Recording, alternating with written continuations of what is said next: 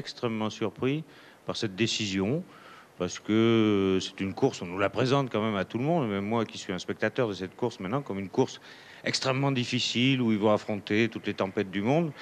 Et parce qu'il y a une tempête dans le Golfe, ils partent pas, je comprends pas. Moi, je me rappelle au premier départ du Globe, il y avait Kersozon qui était sur le quai, notre ami Kersozon, et qui prenait pas le départ. Alors je sais pas pour quelle raison. Il avait dit bon, cette course c'est une course de gonzesses, ils vont jamais arriver, ils vont jamais arriver, ils vont jamais arriver au bout.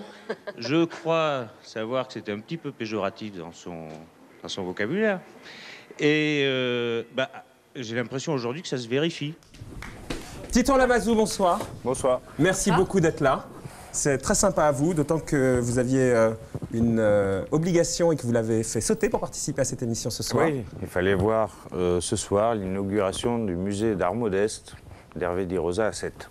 Parce que vous êtes un navigateur, mais vous êtes aussi un artiste, voilà, surtout un artiste aujourd'hui. Vous sortez d'ailleurs 2 bouquins, on va en parler dans un instant, 2 sublimes bouquins. Merci. Mais vous venez d'abord nous raconter ce qui vous a pris la semaine dernière chez Bernard Pivot, parce que justement, on a l'habitude du Titon Lamazou léger aujourd'hui, un peu artiste, et là, ça faisait un peu gros macho. Et vous ne m'avez pas trouvé léger? Là, chez Bernard Pivot? Ouais. Oh non, une course de gonzesse, ça fait un peu, je sais pas, ça fait un peu dépassé. C'est quoi pour vous une gonzesse? Je disais, je répétais, Ouais. je faisais une citation historique.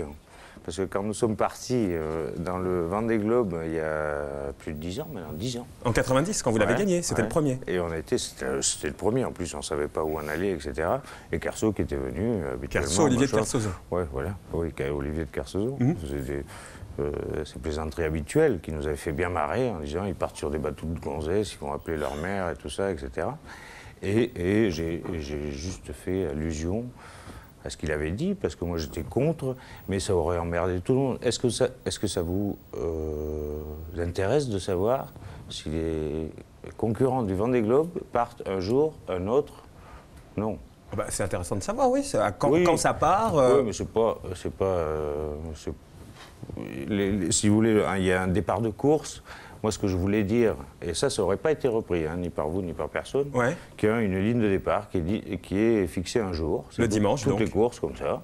Voilà, et puis les gens partent quand ils veulent. C'est ouvert. La ligne, donc en fait, la ligne aurait pu être ouverte. Après, les navigateurs, les skippers ont 10 jours pour partir quand ils veulent. Voilà. Et vous auriez préféré ça. Ils peuvent s'arranger pour partir ensemble après, etc. Mais l'expression, vous la regrettez parce que course de gonzesse. Je ne regrette pas, c'est pas mon expression. Non, mais vous l'avez repris, cette non, expression. c'est les médias qui l'ont repris énormément parce qu'ils n'avaient rien à dire pendant 4 jours. Voilà. Alors, les mecs, ils étaient à quai, là, personne n'a rien à dire.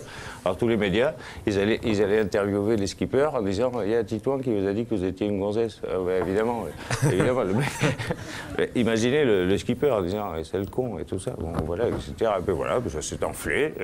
Et voilà. Donc moi, j'ai rappelé ce truc-là. Moi, j'aurais été pour, comme certains skippers, comme l'organisateur de la course, était d'accord pour faire ça. Bon, il y a eu un tas de pataquès. Pourquoi? Parce que c'est toujours pareil. Parce qu'aujourd'hui, on n'a pas le droit. Voilà, on passe pour... Si on dit, on appelle aujourd'hui une femme une gonzesse, on passe pour un macho. On n'a plus rien le droit de dire. Mais c'est le fait de dire la course de gonzesse elle-même. Ça veut dire il y a deux femmes qui partent. On dit des tas de trucs. Moi, j'ai dit des trucs pires sur les pontons. Hein. Il n'y avait pas de micro. Vous avez dit quoi, par exemple? Je vous le dirai pas.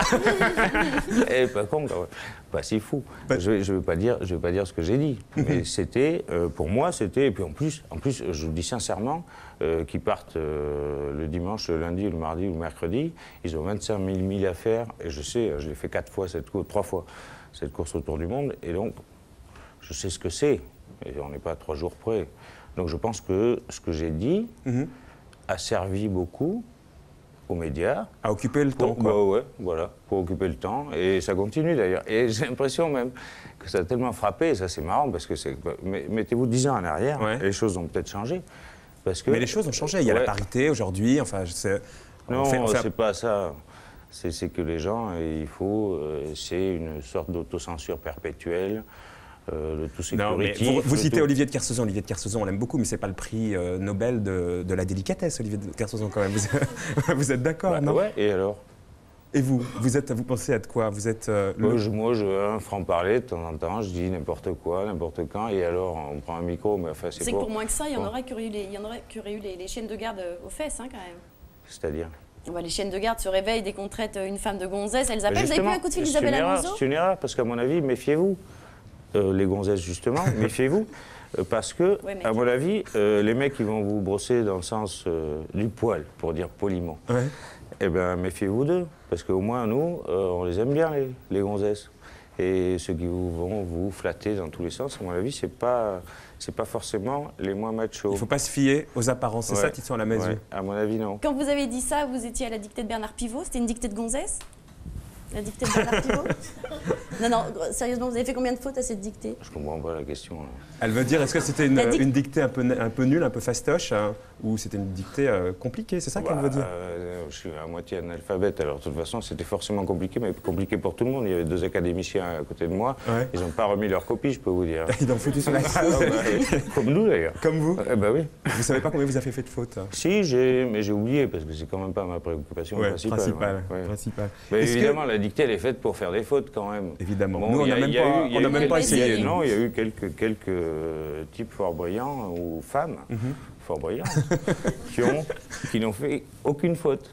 Mais c'est extrêmement rare, c'est fait pour ça quand même, c'est un concours pour ça. Les gonzesses, en l'occurrence, Catherine Chabot et Hélène MacArthur du Vendée Globe, elles vous ont passé un coup de fil derrière, vous les avez appelées pour vous excuser? J'ai lu une petite excuse publique. Ce que j'ai fait, c'est comme les médias s'étaient emparés de mes mots, parce qu'ils n'avaient rien à dire. J'ai envoyé au skipper, parce que je sais ce que c'est de partir dans le Globe Challenge, le Vendée Globe. C'est un truc qu'on prépare depuis des années. Et je sais ce que c'est. J'ai fait le box, j'ai fait la Whitbread, j'ai fait le Vendée Globe, j'ai essayé de faire une autre course. Pour pas paraphraser votre client précédent, c'était un échec total parce que mon bateau a fait naufrage. Mais bon, j'étais parti, en général, on fait dans une carrière de navigateur, on fait 2, 3, 4 maximum tours du monde parce que c'est très très dur. Et c'est surtout en solitaire et sans escale, c'est un engagement très fort. Et j'étais extrêmement gêné de l'ampleur qu'a pris ma déclaration. Je peux dire des conneries comme ça, je peux en dire tous les jours. À l'appel, 5 minutes. Il suffit de mettre un micro. Bon, voilà. Donc ça a pris une telle ampleur que les gens sont allés interviewer tous les skippers, etc. Donc j'ai fait un petit mot justement à tous les skippers pour baisser essayer d'arrêter cette histoire qui ne s'arrête pas apparemment. Et qui s'arrête ce soir? Oh non, à mon avis, ça ne va pas s'arrêter ce soir. Est-ce que sur la course proprement dite, si elle était partie dimanche, comme vous le souhaitiez, ligne ouverte... Moi, elle ne serait pas partie, parce que même Yves Parlier, qui était pour l'ouverture de la ligne, il n'a pas dit qu'il partait. Est-ce que vous seriez parti si dimanche dernier, on avait ouvert malgré la tempête? Est-ce que vous seriez parti? Comme l'ont dit beaucoup de skippers, ça fait 10 ans que je n'ai pas fait de course. C'est leur course. Donc, c'est pas moi qui vais dire ce que j'aurais fait ou pas. Là-dessus, c'est-à-dire qu'on a été surpris que ça se passe comme ça, mais il est arrivé, même dans mon souvenir, je me rappelle dans une transat Lorient-Saint-Barth-Lorient, moi j'avais pété à moitié mon mât, mon safran, etc., dans la première partie de la course. Mais quand je suis arrivé à Saint-Barth pour le retour sur Lorient, mes copains à l'époque, qui étaient Philippe Poupon et Terlin, n'ont pas pris le départ. Parce qu'ils m'attendaient et ils voulaient qu'on parte ensemble. Et ça, c'est bien. Ça marche toujours comme ça. Ils n'ont pas changé de règlement. Ça marche toujours comme ça. L'entraide entre les skippers. C'est que moi non plus, ça m'est, je peux vous le dire sincèrement, ça m'est complètement égal qu'il soit parti un jour ou l'autre. Et puis la preuve, c'est qu'il y a quand même une grosse tempête. Et qu'il ne fallait pas partir. Ceci dit, là, ils sont partis hier, la mer était plutôt calme, il y en a quand même 3 qui mais tous avaient préparé déjà une stratégie pour partir dans la tempête au cas où on ouvrait la ligne. Voilà, évidemment. Il y en a 3 donc, qui ont dématé, notamment Mike Golding qui est l'un... 3 dématés? Enfin non, il y en a un qui a perdu son mât, qui est Mike Golding, qui est donc le favori. 2 autres qui sont venus il y a un troisième aussi, non? À votre avis, justement, Golding, il a des chances, puisqu'il est le favori, il a encore des chances de gagner le Vendée Globe 2000? Mal barré. Et c'est dommage, parce que lui, il était déjà favori dans le box. Je pense que ça aurait été une déception énorme. Mais je pense qu'aujourd'hui, dans le stade de la course tel qu'elle est, je pense que mes propos intéressent plus les journalistes que ce qui se passe dans la course.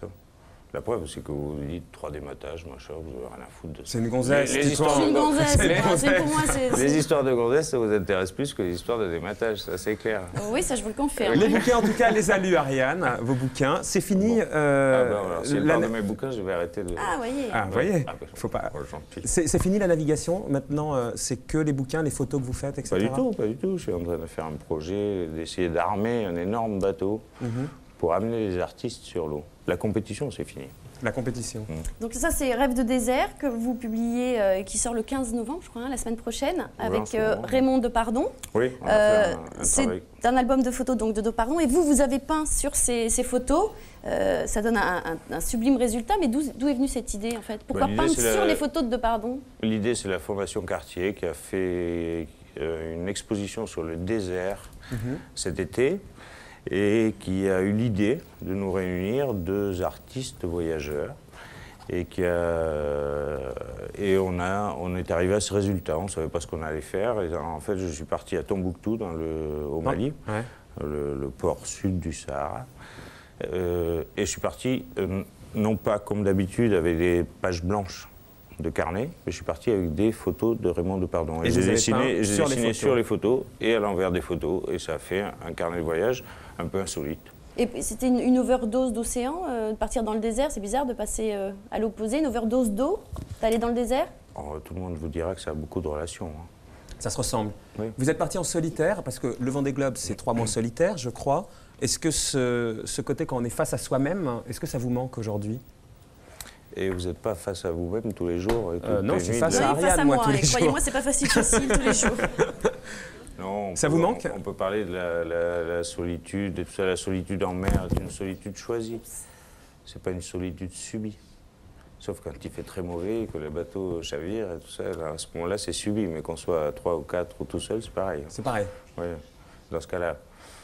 Mais Aujourd'hui, je pense quel- que le solitaire en mer, tels qu'ils sont là en ce moment, vous voyez, on s'occupe d'eux, on sait qu'un tel fait ci, fait ça, on les appelle tout le temps et tout ça. Moi, j'ai pas été dans ma vie de solitaire, comme chacun de nous ici, à mon avis. Les moments où les gens se sont le plus occupés de moi, c'était peut-être pendant le Vendée Globe, quand Quand vous j'étais en étiez tête. sur l'eau et en tête. Bah oui, tout le monde s'occupait de moi à ce moment-là. C'est paradoxal. Ouais. Ouais. Aujourd'hui, avec cette petite phrase de la semaine dernière, certains, ils ont On compris va y ce soir. revenir encore. Non, non, pas du Oui. tout. Vous Allez-y, allez voir ma question. allez-y. Oui. Avec l'image peut-être d'un macho que vous n'êtes pas, la preuve. Vous aimeriez que les gens aient une image de vous. Comment vous définiriez ce que vous êtes, Titouan? Bah, ils ont qu'à regarder mes bouquins et regarder ce que je fais dans la vie. C'est pas moi qui vais dire. Et moi, déjà, j'aurais bien peine à savoir quelle image j'ai de moi. Mais vous, comment vous définissez? Ah bah, j'ai du mal à savoir. Bon, je dis artiste, voyageur, je sais pas quoi, parce qu'il faut se définir. Pourquoi il faut se définir? On n'est pas obligé de se définir. C'est toujours pareil. Moi, j'étais, oui, on dit artiste pour les marins, marin pour les artistes, c'est même pas vrai, parce qu'il y a des tas d'autres facettes. Je pense qu'on va vers un monde, justement, où on a accès à tellement de moyens de communication, on est tellement ouvert. Moi, quand j'étais gosse, j'étais déjà à l'aube de la civilisation de communication, et le sport a commencé à ce moment-là. J'ai rêvé d'être un sportif, etc. On peut rêver d'être plein de choses. J'en sais absolument rien de ce que je suis. Voilà, à un moment donné, j'ai croisé le sillage de Tabarly, je sais que j'avais des aptitudes physiques et des ambitions dans ce domaine. J'ai voulu être champion du monde, j'ai travaillé là-dessus. En peinture, on ne peut pas être champion de quoi que ce soit, mais c'est... Je sais pas, moi. Je vais peut-être faire autre chose après. J'ai aucune idée de ça. Si vous avez, vous, des idées exactement de ce que vous êtes, voilà, présentateur de l'émission de ce soir. Hein, ouais, voilà. En tout cas pour ce soir. Voilà, pour ce soir. Ben, moi, pour ce soir, je suis un voyageur artiste. Voyageur artiste. Bon voyage, Titouan. Aussi. Continuez. C'est le numéro 2 hein, déjà du bouquin. Il y en aura un numéro 3. Ah, ça, je sais pas encore. Vous ne savez pas encore. Très bien. Et les deux sortent là, en En ce ce moment. moment. Merci beaucoup, Titouan Lamazou.